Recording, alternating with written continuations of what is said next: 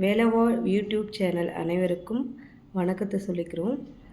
நம்ம அக்ஷய திருதியை அன்னைக்கு செய்ய வேண்டிய மிக முக்கியமான விஷயங்கள் என்ன, எளிமையான முறையில் நம்ம எப்படி அக்ஷய திருதிகையை நம்ம செய்யணுன்றதை இப்போ இந்த வீடியோவில் சொல்கிறோம். ஒன்றும் இல்லைங்க, இதை வாங்கணும் அதை வாங்கணும், பொண்ணு வாங்கணும், வெள்ளி வாங்கணும் அப்படின்றதுலாம் இல்லை. நான் சொல்ல போகிற மிக எளிமையான முறையை நீங்கள் செஞ்சீங்கன்னாவே போதும். அக்ஷய திருதியை 19ஆம் தேதி மதியத்திலிருந்து 20ஆம் தேதி மதியத்தோடு முடியடையுது. இந்த 2 நாளில் நம்ம எந்த நாளை வேணாலும் சூஸ் பண்ணிக்கலாம். எப்பயும் போல் நம்ம சாமி கும்பிட்றதுக்கு என்னென்ன பண்ணுவோமோ அதே மாதிரி வீட்டை சுத்தம் பண்ணி அனைத்து சாமி படங்களுக்கும் புஷ்பங்களை செலுத்தி, அதில் முக்கியமாக நம்ம மகாலட்சுமியை இன்றைக்கு வழிபாடு செய்கிறது மிகவும் நல்லது. மகாலட்சுமி வீட்டில் ஏதாவது ஒரு ஃபோட்டோ இருந்தாவே போதும். அப்படி இல்லைன்னா நீங்கள் எப்படியும் பெருமாள் ஃபோட்டோ எல்லாருக்கிட்டேயும் இருக்கும். அந்த பெருமாள் ஃபோட்டோவுடைய மகாலட்சுமி தாயார் கண்டிப்பாக இருப்பாங்க. அந்த ஒரு ஃபோட்டோவை வச்சு நீங்கள் மல்லிகைப்பூ இல்லைன்னா வெள்ளை நிற மலர்கள் சூட்டி நம்ம அக்ஷய திருதியை எப்படி நம்ம செய்யணுன்றதை பார்க்கணும். அக்ஷய திருதிகைன்றது என்னென்னு பார்த்தீங்கன்னா, சில முக்கியமான நிகழ்வுகள் நடந்த நாட்களை தான் அக்ஷய திருதிகை நாளில் நடந்திருக்கு. அது என்னென்னு ஒரு சிலதை நான் சொல்கிறேன். கிருஷ்ணர் குசேலனும் கிருஷ்ணரும் நண்பர்கள். குசேலன் கிருஷ்ணருக்கு அவள் கொடுத்த நாள் அன்னைக்கு தான் அப்படின்னு சொல்கிறாங்க. அது மட்டும் இல்லாமல் சங்கராச்சாரியர் இருக்கிறார் இல்லைங்களா, அவர்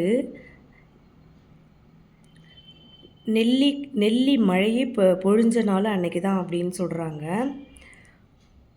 இன்னும் நிறைய விஷயங்கள் அன்றைக்கி நல்ல விஷயங்கள் எல்லாம் நடந்திருக்கு. அதனால் அக்ஷய திருதிகை நாளில் நம்ம தொடங்குகிற ஒவ்வொரு காரியங்களும் நல்லதாகவே நடக்கும் அப்படின்றது சொல்லப்படுறாங்க.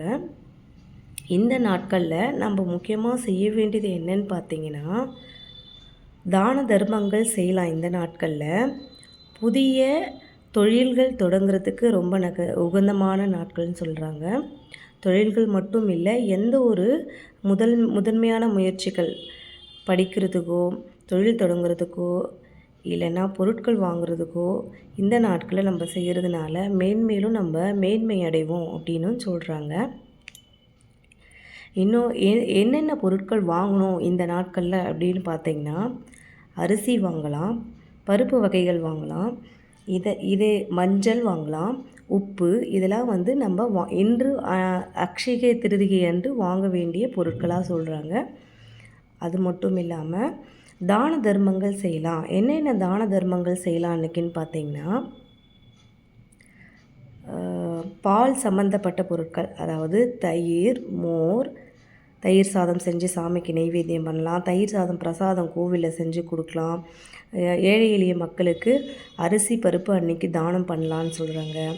மோர் நீர்மோர் கொடுக்கலாம். நம்ம இதெல்லாம் ஒரு சில சின்னதாக நம்ம செய்யக்கூடிய தானங்கள். நம்ம பெரிய அளவில் செய்யலைன்னா கூட நம்மளால் முடிஞ்ச அளவு சின்ன தானங்களை செய்யலாம். நம்ம நீர்மோர் கொடுக்குறது ஒரு சின்ன விஷயந்தான், அதை நம்மளால் செய்ய முடியும்.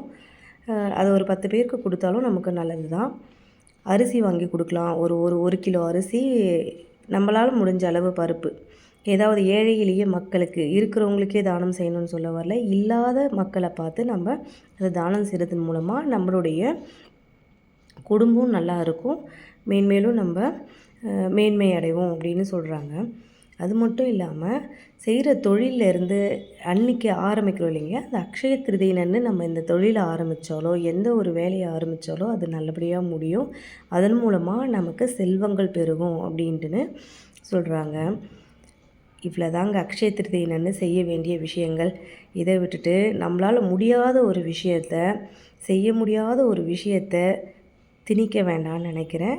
இந்த சின்ன எளிய விஷயங்களை செய்தாவே நம்ம குடும்பம் சுபிட்சமாகவும் இருக்கும், செல்வம் கண்டிப்பாக பெருகும். நம்மளுடைய உழைப்பினால் முன்னேறணுமே தவிர, இல்லாத ஒரு விஷயத்தை, நம்மளால் செய்ய முடியாத ஒரு விஷயத்தை இந்த பொருள் தான் வாங்கணும், இது தான் வாங்கணும் அப்படின்ற எந்த கட்டாயமும் இல்லைங்க.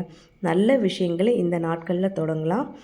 தான தர்மங்கள் செய்ய உகந்த நாட்கள். சின்ன எளிய பொருட்கள்லாம் சொல்லியிருக்கோம். மகாலட்சுமி கடாட்சம் நிறைந்த பொருட்கள் மஞ்சள், உப்பு, அரிசி, பருப்பு இதெல்லாம் வாங்கி நம்ம பூஜை அறையில் வச்சு நம்ம சாமியை வேண்டி கும்பிட்டுக்கலாம்.